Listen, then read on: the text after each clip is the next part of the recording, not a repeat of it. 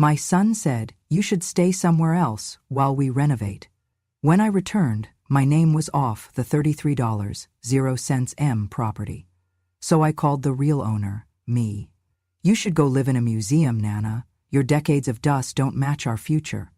This house needs breathing space, not stale memories." Her words echoed in the hallway like an accusation, tone slick with disdain, practically dripping contempt. I carried the weight of that insult with me every step I took that morning. As they closed the door behind me, the lock clicking shut on more than just the entryway, it felt like the final breath of a life I had built with my own hands. In those final moments before I was ushered away, I stood in the kitchen, the room infused with everything we had ever known. The same room where I prepared coffee for my husband, who passed 10 years ago. The one where I had spooned oatmeal into a toddler's hands when Brandon was learning to walk. Now, everything was already being cleared out. My china being packed like relics, my photographs being bundled as optional nostalgia. Chelsea hovered near the doorway, handbag glinting, as if she were just one purchase away from starting over. I choked back tears of fury and grief until they formed a single, stubborn bead on my cheek. When they brought me to that so-called senior living community, I was too numb to register how clinical and impersonal it felt. The pale walls, the carousel of nursing staff who did not know me, the fluffy chair that pinched at my spine, all of it underscored just how thoroughly they had excised me from the home I paid for, lived in, and loved. Everything had been altered while I was gone. Locks changed, mail forwarded, my name subtly erased from the mailbox, the sign on the lawn replaced with "Renovation in progress." It made no sense. Not until I remembered the old family chapel standing in a corner of the property. Long before the house rose into something worth millions, it was a modestly restored wooden chapel where my husband and I said our vows on a rainy afternoon 25 years ago. It had been our first home together. Years later, when real estate developers offered a fortune for that little plot to turn it into a spa resort, I had refused outright. "That chapel is at the heart of our family story," I told them then. I would not erase our past for profit. I had seen the contempt in Brandon's eyes when I said it. He accused me of putting prayer above prosperity. "You'd rather live with ghosts than invest in our image," he spat, words sharper than any blade. Now I understood better what that meant.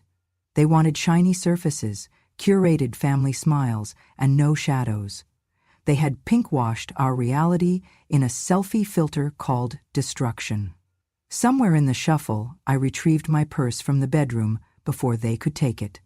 I held on to it because inside was the one thing they could never replace, the original deed to this home, the mortgage papers, decades of tax receipts I had kept tucked behind the framed wedding portrait.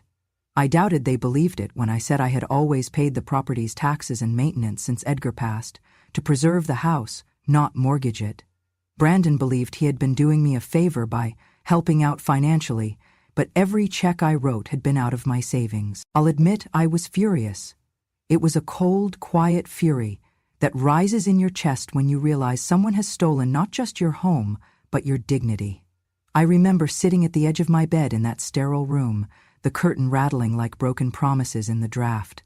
I thought back to that image, a small wooden chapel, rain pattering on its stained glass window. Edgar singing off-key as he read our vows. I remembered how his voice cracked. "You built our family with more than bricks." I hugged the deed to my chest and whispered, "I remember."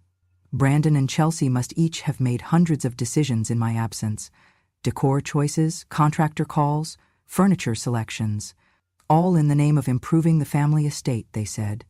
But they had rewritten the script entirely. Even the author had been erased, until I made one phone call. The voice on the other end belonged to Jasmine Cole, the law school friend who never forgot the woman who really taught her how to write briefs. As soon as I spoke, she was already convening on my behalf, calling title companies, arranging for a paralegal to file paperwork, sending certified letters. I didn't need a courtroom drama or confrontation. What I needed was to be acknowledged as the owner again, a legal acknowledgement, not an emotional confrontation. I asked Jasmine to wait, not because I lacked confidence, but because I wanted to feel something before I stood up again. It occurred to me that this story isn't just about a home.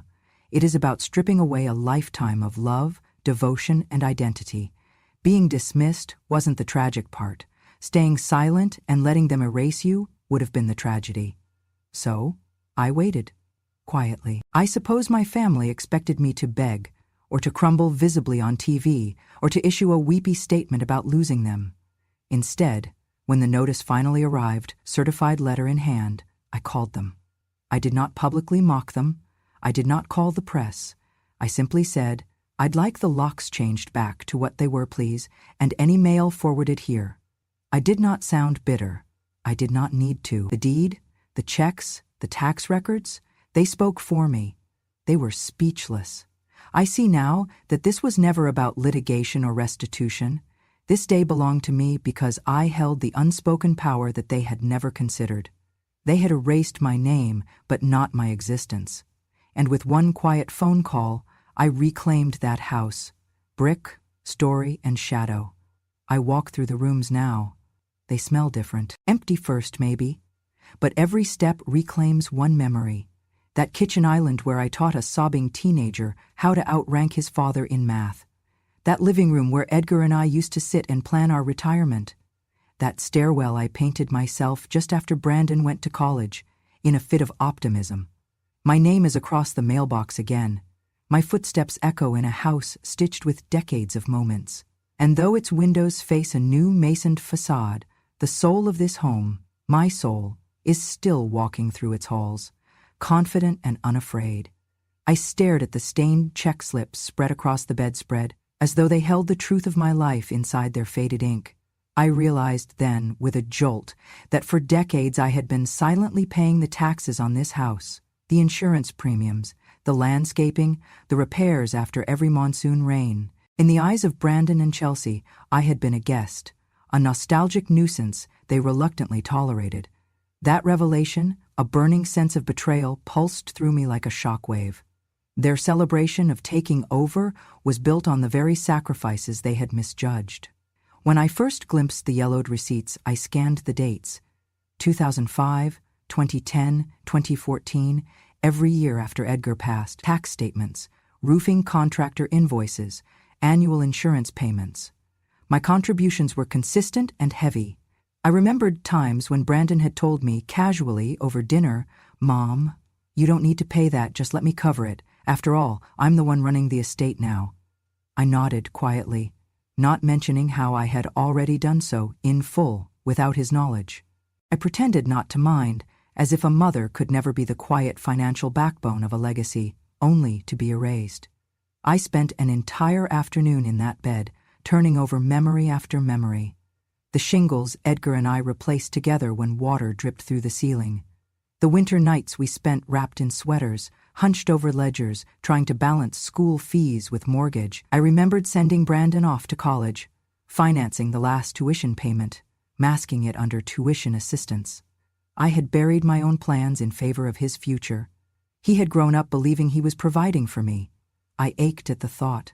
Then came the realization that this wasn't merely bookkeeping. It was a dramatic role reversal I never consented to. I stood too long at the window of that pale room and prayed for clarity, for silence to sharpen my resolve instead of drowning me. The next morning I got dressed with purpose. I asked a nurse to find me a private office or study so I could speak on the phone without interruption. Jasmine answered when I called, and I spoke slowly, deliberately. "I will be sending you a packet. All my deposits into the house account, the old checks, the closed ledgers, everything. Do not lose a single paper." She was immediate and efficient, exactly what I needed. That afternoon I sat at a small desk with folders in hand, each containing a decade's worth of proof. Brandon had believed he was the steward of my legacy, but I realized I had been its silent steward all along. He had taken over everything, decor, design, narrative, but I held the true title, provider. I arranged the packets in chronological order. First came the deeds and mortgage payoff from 1999, then the tax receipts, blue envelopes marked Roof Repair 2008, a fluorescent yellow paper labeled Cedar Tree Removal 2016. These were not just expenses, they were the threads of our history. It felt like reclaiming a voice after years of silence. Jasmine called back before I even closed the last folder. She mapped out her plan. Present the financial records to title companies, issue formal notices reclaiming rights, file for a corrective affidavit with the county recorder. The calm precision in her voice was both comforting and thrilling. Days later, I received a packet in return, the original deed, newly stamped with my name, not just as an occupant, but as a verified owner. I held it in my hands and took a long breath. I felt kinship with every woman who stood up for herself, not just because she had the right to, but because staying silent would have meant erasing her own life. Word spread quietly. A blurred headline popped up online. Elderly woman who paid decades of home taxes reclaims ownership. I did not seek fame, but I allowed the deed to speak, the evidence to breathe justice. I returned to the home, keys in hand, and when I unlocked the front door, the house exhaled. It smelled the same, but now I stood inside as belonging, not victim. Walking room to room, I acknowledged my story. In the living room where Edgar coaxed me to dance, in the kitchen where I coaxed blessings over burnt pudding, in the hallway where Brandon once ran toward me full of childish dreams, and in each room I whispered a promise, "You are still mine." Brandon came home that evening expecting to show me fresh paint choices. I stood by the window as he cleared his throat, eyes asked without asking, "I hope you will listen to our ideas." I looked at him, memories flickering behind my eyes, and I said quietly, "I'm still paying for this house." He froze. The words, simple but powerful, pierced through decades of entitlement. "You paid nothing," I had said without yelling. "Everything you oversaw, I upheld." He turned and left the room, uncomprehending. It wasn't vengeance. It was a quiet, profound truth. I was the one who built. I wasn't a burden. I was the foundation. I spent the evening settling into a chair, one Edgar built, and imagined passing each check, each stamped envelope, to the beneficiaries of compassion. The elderly neighbor down the street who needed legal help, the retired teacher who kept books for my foundation, the widow whose home was lost in the last recession. Owning a house is not about bricks and shingles. It is about the lives built within its walls. I came to understand that preserving property is not the same as protecting people. I was never just a name on a title. I was a quiet sacrifice and a living testament. And now, no one would mistake whose foundation this home stood upon. I would not raise my voice. I did not need to. I slid the USB into the port of the ancient laptop Jasmine had retrieved. Its light flickered like a fragile heartbeat, and in that moment, everything I had suppressed for decades surged like a tide. The files populated the screen: the original deed, countless tax payment PDFs, scanned checks, invoices from roofers, letters from insurance agents. I had collected these over years, saving them neatly, waiting for the day I would need them. That day had come. Jasmine sat next to me, calm but eager. As the documents populated her secure cloud drive, I watched her move with precision, organizing them into folders by year, labeling each clearly. 2005 payment for roof repairs, 2008 insurance renewal, 2011 property tax receipts. She was building a fortress out of paper and pixels. I let it happen around me while I held my breath, feeling the invisible weight of history reclaim itself. I stood up and walked slowly from room to room. The hallway photograph of Edgar and me on our wedding day smiled down at me. I whispered, "We did this right, my love." I had never felt more defined. That night, I asked Jasmine to file everything with the county recorder's office, to send a certified title check request, and to issue a notice of intent to reclaim ownership. She tucked the USB into an envelope and sealed it with a sense of gravity. I shivered, not because I was cold, but because I recognized the gravity of what I was doing. I was about to not fight, but instead stand in unwavering assertion. The next morning, a letter landed on my doorstep. My name, Elaine Miller, appeared in bold on the certified mail. It read, "Title restored to rightful owner by order of equitable review." I held that letter in my hand and wept, not for victory, but because I had not had to yell to reclaim what was always mine. I made a quiet decision. I would return home that day. I dressed in the slacks I wore to court hearings long ago, the blouse Edgar once called my morning sky, and I went to get the old keys from my purse. My heart pounded as I approached the front porch. No one was there yet. I eased the deadbolt. It fit perfectly. I opened the door. The house exhaled. I felt it in the floorboards, in the soft hum of the central heater, in the lingering scent of lavender sachets I had tucked into drawers when editing filing papers late at night. I walked inside like I was remembering a lullaby. Brandon and Chelsea returned unpredictably that afternoon. They entered the foyer, rosy with paint fumes and fresh plaster, but the look in their eyes was sallow, uncertain. Before they spoke, I did. "It looks the same," I said gently, gesturing to the mantel, the worn rug by the window. "But everything has changed." Brandon's jaw tightened. "Mom, I thought we handled things." I held up the certified letter.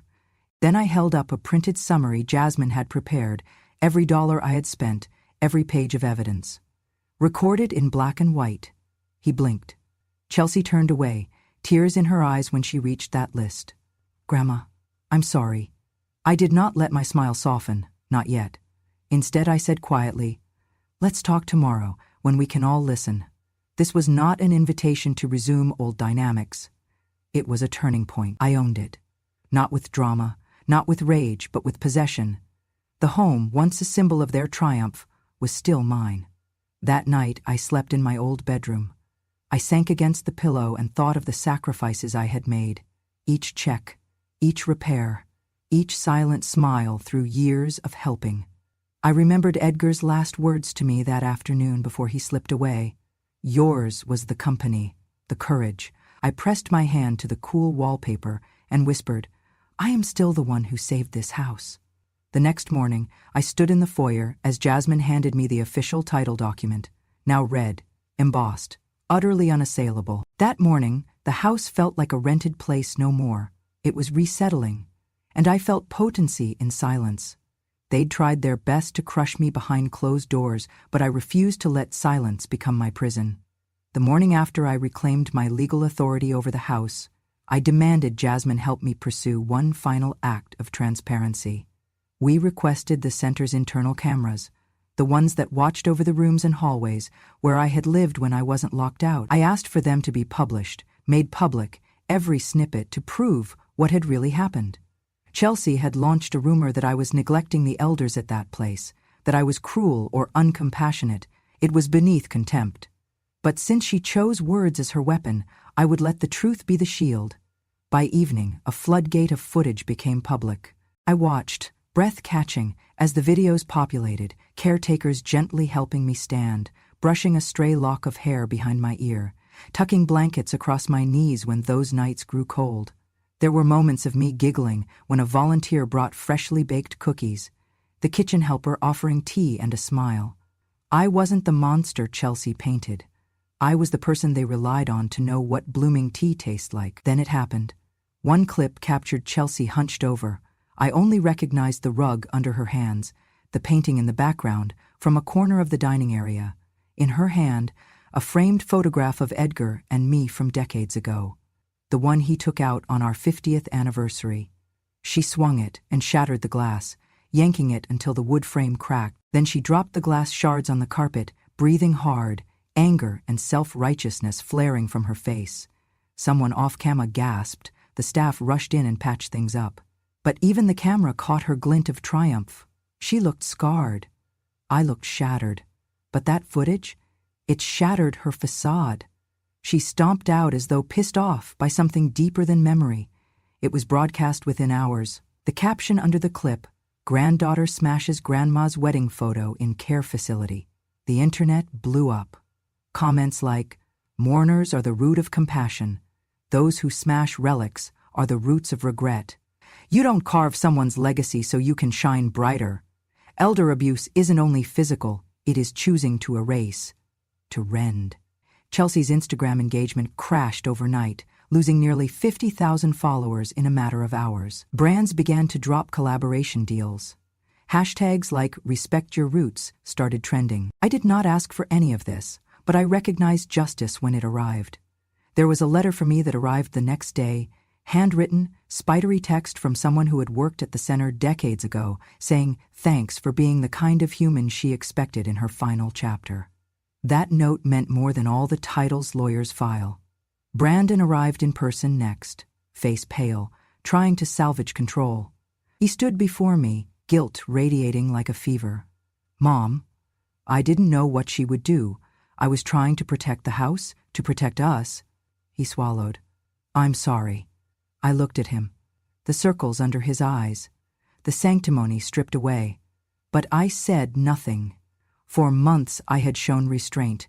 Now I allowed silence to roar. I walked through the house, the living room where I once baked cookies for neighborhood kids, the study where Edgar and I planned retirements that never happened. I touched the mantel. The dust was gone. The picture frames stood unbroken. There I placed a fresh photo, one I took that morning, warm sunlight caressing my face. Under it, a tag, "The woman who stood by you even when you stained her walls." I left it there. Later, I sat with Jasmine on the porch as night fell. She asked, "Do you want a public apology?" I said no. They were never sorry for anything.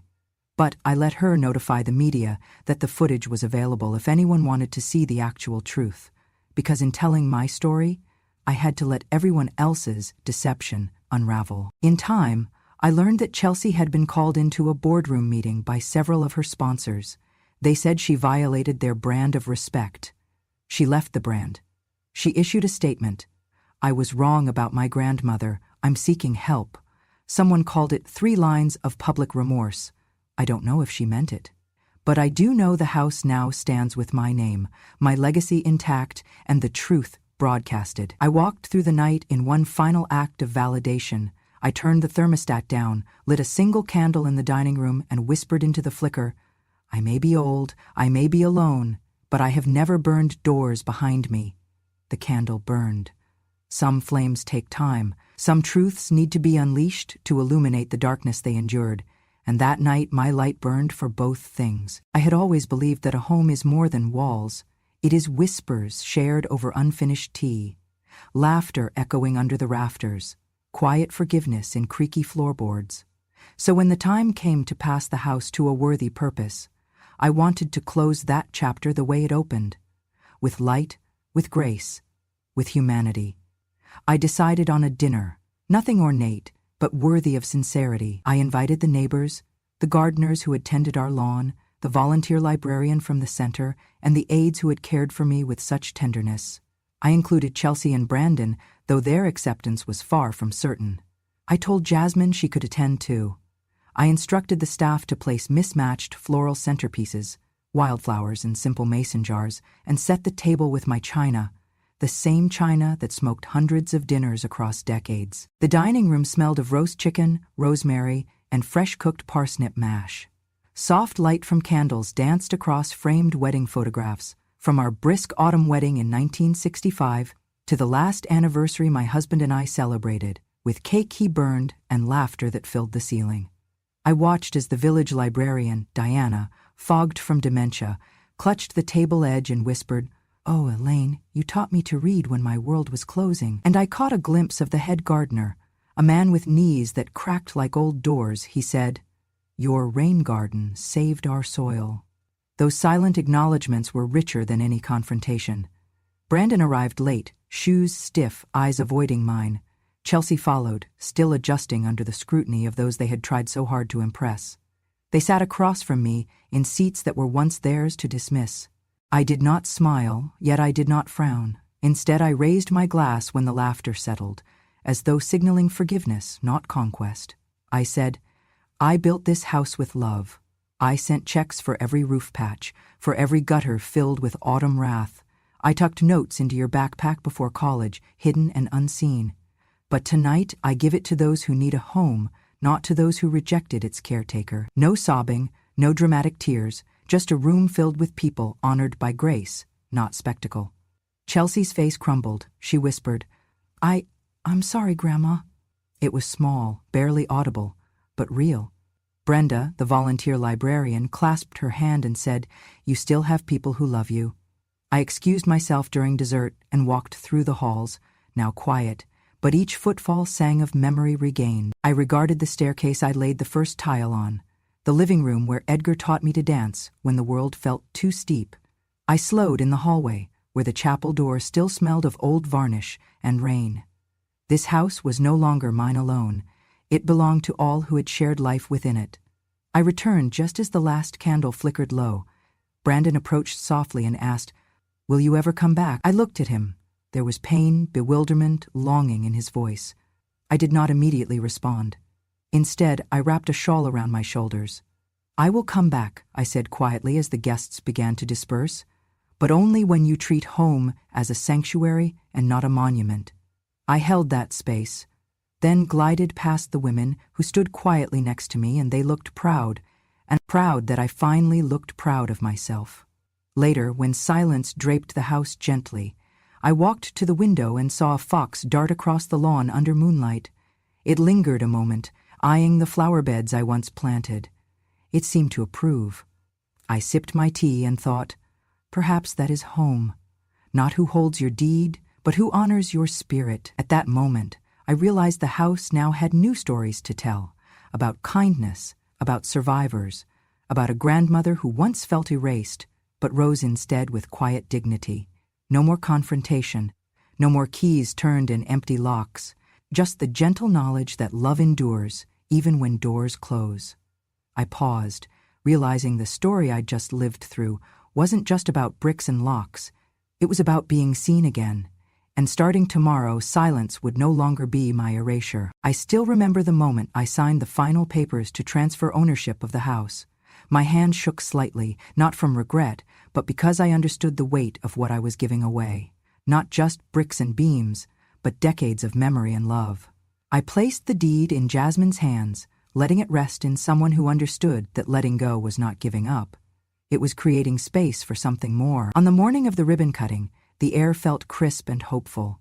The lawns were freshly mowed. Children from the neighborhood summer reading program were already lined up with books in hand. A local choir sang a simple hymn that wove into the wind. I stood in the foyer that used to be mine, now reimagined as the Elaine Heritage Library and Community Center. It smelled like books and promise. Sunlight filtered through windows that reflected more than frames. It reflected a new purpose.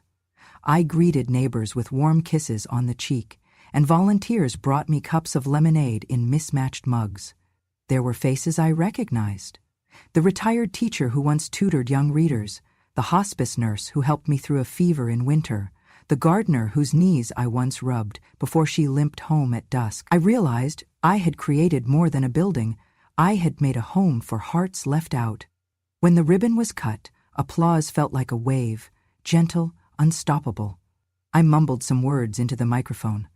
This was my home. Now it belongs to the community, to books, to second chances.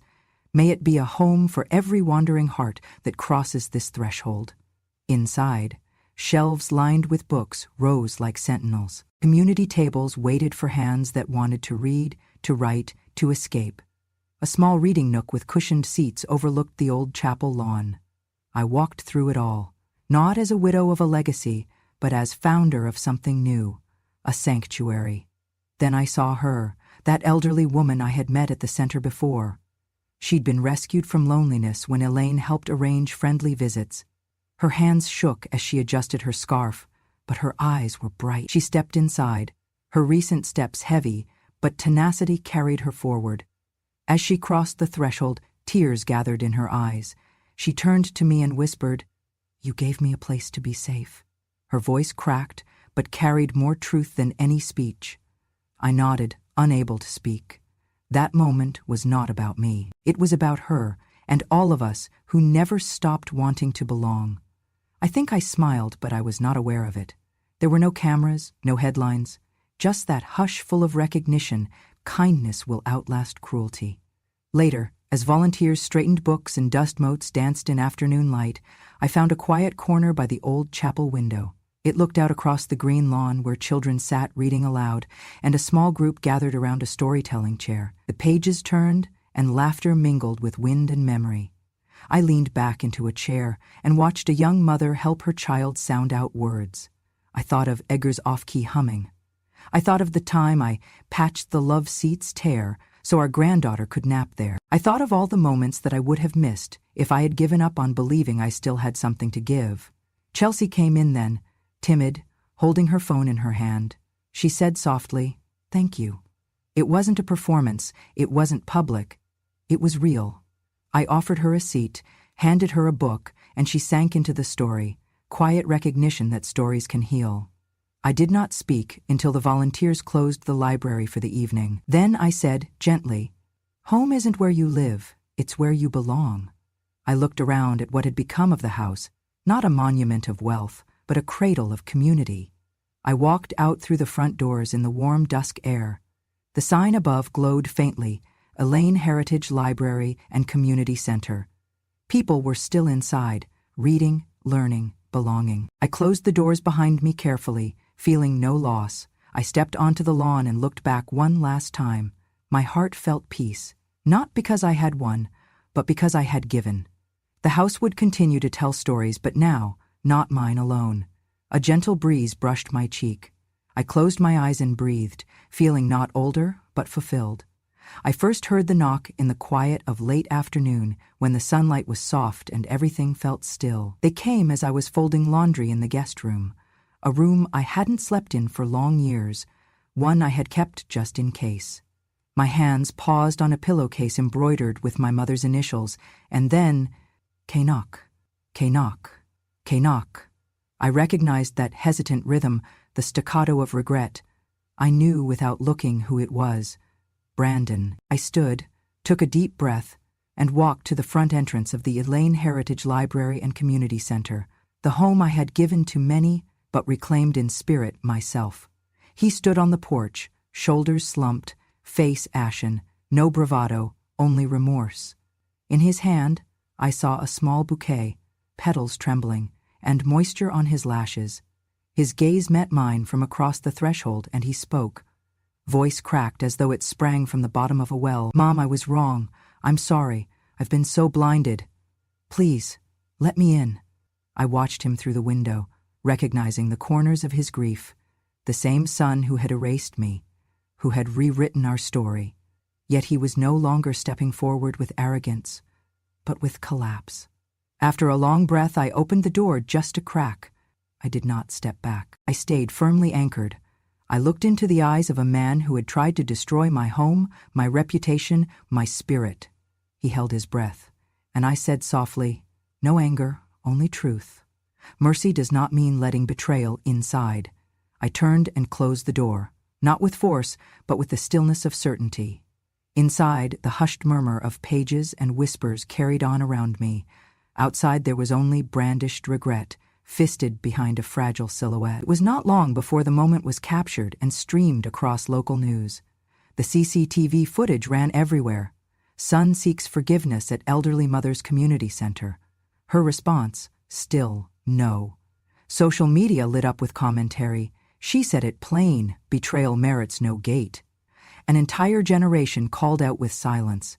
You don't knock when you burn someone's bridge. Brendan was dragged from the porch by a volunteer, a quiet, trembling figure swept away by cameras, by mockery, by a silence that spoke louder than any sentence. Chelsea, meanwhile, spiraled in public humiliation. Her influencer empire collapsed. Sponsors pulled endorsements. Hashtags like Not Your Nana and Respect Your Roots trended. Her apology videos sounded rehearsed. Trust couldn't be bought with staged remorse. Inside the community center, nobody cheered or gasped. They carried on reading, sewing, and laughing quietly. I stood behind the counter and handed a young woman an overdue library book. She smiled at me and said simply, "Thank you for keeping your promise to us." That's what mattered. Night fell, and I locked the doors. As the last employee left, I stood alone in the dim light of the children's reading corner. The photo of Edgar and I was planted on a shelf behind soft cushions where someone's child might do their homework one evening. I pressed my fingers against it gently and thought, we are still here. You can't knock us down with silence. The world, my home, had shifted. No longer a monument to money or lineage, but a sanctuary of hearts held together by dignity. I had barely said a word, but what I said spoke more than I could have ever shouted. In the days that followed, Brandon's name was muted on social feeds, his presence erased from circles that once cheered him on. Meanwhile, someone handwritten a note and slipped it through my door. "Please don't be sad. I came to your center to read alone, and it made me want to be kinder."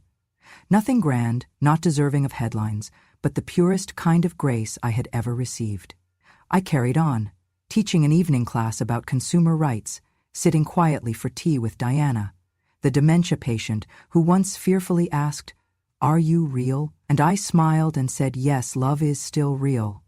In that silence, in those soft sentences and warm chairs, I found that mercy isn't letting someone stay.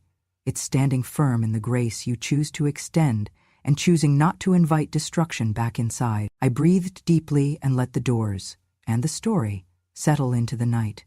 The mornings by the sea arrive without warning, feral and luminous, like silver breath over glass. I have a small house now, not grand, but sunlit, perched where the waves feather pale against sand. I kept only the essentials: a wooden desk, an armchair that creaks like memory, and a pot of lavender I planted myself. The sea pours through my windows, and I let it in. Sometimes I imagine Edgar humming his off-key rhythm against the horizon.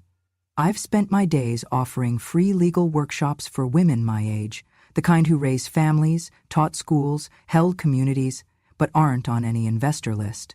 The library I created first now sits in quiet afternoons behind me. My small house by the sea is where I teach them how to read a contract, spot a scam, stand when the world wants them quiet. They call me their house lawyer. No fancy titles, but they listen. And that's enough. This morning I walked back inside after locking the workshop gate, notes from a seminar still fresh on the chalkboard behind me, when I noticed a new message icon blinking softly on my old tablet. It was a voicemail from a gentle voice, a gray-haired woman in the local community, holding those tears like polished lamps in memory. I clicked and listened. Elaine, I don't think I ever had a home that felt like home until now. My children moved so far. They forgot me. But you gave me a place again. Thank you. My heart lifted. I pressed lightly on the screen, as though pressing someone's hand, and whispered into the quiet, I finally built a home for hearts, not walls. I closed the message and set the tablet aside. Silence fell, not empty, but soft with peace. There's no more storm to repair, no locks to change. My greatest work has been done, not in legal filings or property transfers, but in creating a bridge where people lost could walk back to belonging. I stepped outside onto my porch, drawing in the salty air, a long, gentle breath that felt like release. The sea stretched before me, unchanged, patient, and full of stories. I thought of the library, the workshops, the women I've met who now carry a kind of quiet pride, not because I taught them, but because they found strength they thought was lost. I looked down at my notebook. A new page for tomorrow's lesson. I'll teach them how to stand on paper, how to claim what's theirs, because I know it's not just for me. It's for everyone who has ever been told they belong nowhere. In my pocket, I felt the edges of the old postcard, the one from Evelyn years ago, saying, "You raised me when no one else did." I pressed it flat, remembering her smile. She is gone, but her memory breathes in my actions. The sun's rays shift, and I see a single gull on the horizon. It flaps twice and drifts, free. I understand now that freedom isn't leaving behind. It's standing calmly, rooted in who you are, and letting those who have wandered find shelter there. I step back inside. On the wall where the old wedding picture once hung, I place the new art, a quote, hand-lettered in soft ink. When dignity returns to an elder, it echoes forever. I reach for my tablet, type with slow determination. Grandma True Stories. When an elder reclaims dignity, it echoes forever. I press post, because stories like mine belong not only in books or headlines, but everywhere someone needs to remember who they are.